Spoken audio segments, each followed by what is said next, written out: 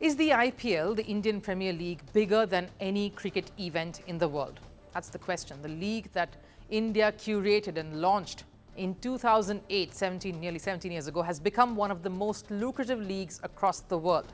The biggest names in this sport come over to be a part of this.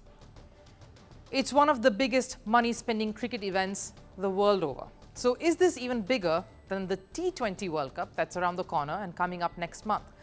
Let me give you some numbers first. We'll look at the richest leagues in the world. NFL, the National Football League, it's number one, according to a report that just released a few months earlier this year. No surprises there. Taylor Swift and Kelsey saga was another added push and a fillip to an already cash-rich, eyeball-grabbing league. They have an $18.6 billion revenue. Number two is NBA. Again, no surprises. National Basketball Association consumed massively and a revenue generator of $10.58 billion. Baseball, but of course, Major League Baseball boasts of a revenue of $10.32 billion. These three are leagues that have at least 30 teams contesting in each of them, coming in fourth, ahead of leagues like the EPL or the English Premier League, UEFA or the Champions League, the Bundesliga, Major League Soccer, to name a few top leagues in the world, is the Indian Premier League. Just 10 teams, but a revenue of $8.4 billion. It's a huge money spinner, we've got to admit. And it only promises to get bigger, get more teams involved, make it a proper window in the cricket calendar. Now, what do I mean by that? Cricket has been played one way over the ages. You've got the bilateral series, teams touring, the home and away fixtures and series and face-offs, which culminated in a World Cup, where you had all the countries coming under one roof, playing each other to determine who was the best in the world. And now it's about the leagues and which league is the best in the world and can garner that much attention, viewership, star cricketer presence, and sustain itself in the long run in the world that in a few years as we go by. Cricket as a sport, of course, has transformed. Cricketers are paid much more here in IPL than anywhere else. And that's only logical. And recently, two Australian cricketers, Pat Cummins and Mitchell Starc, went for big bucks at the auction in December last year. They were two of the most expensive buys in the history of IPL.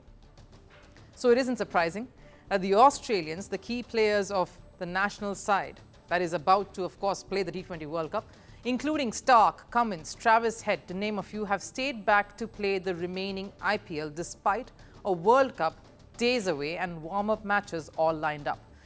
The Aussies are going to directly appear on the tournament opener on the 6th of June against Oman. The franchises have paid millions for the players, and they feel the presence is key for the fortunes of their side. But contrastingly, England players were firmly asked to leave a week earlier to get their preparations going for the World Cup, which left some commentators, like former India captain Sunil Gavaskar, fuming. I am all for players choosing country before anything else, but having assured various franchisees about their availability for the full season, it will be letting down the franchisees if they pull out now. The franchisees should not only be allowed to deduct a substantial amount from the fee that the player was bought for, but also not give the board, to which the player belongs, the stated 10% commission of the fee that each player gets. England players, he says, had no business ditching their franchises. There was a few other commentators who made the same comment. When they are being paid for a full season, they ought to be there. There were many of them who left their franchises in crucial stages, like Joss Buttler, Will Jacks, Moeen Ali, Johnny Bairstow, Liam Livingstone, of course, to name some of them. England are defending champions of the T20 World Cup. They were defending champions of the ODI World Cup, and we saw how that panned out for them. But the buzz or noise is owing to all of this. Is IPL clearly a bigger deal than the T20 World Cup? I'll show you some more numbers. What I will show you are from some years ago, yes, but they tell a very significant story. Both IPL and the T20 World Cup, in fact, came about the same time. The first IPL edition was in 2008, the first T20 World Cup a year earlier in 2007. IPL had an overall rating of 4.81%, that's the TVR. The T20 World Cup, an overall rating of 2.37%. India's group matches and their Super 8 clashes, which were the knockouts, showed a rating of 4.8%. This is, of course, barring the final. The final was much higher.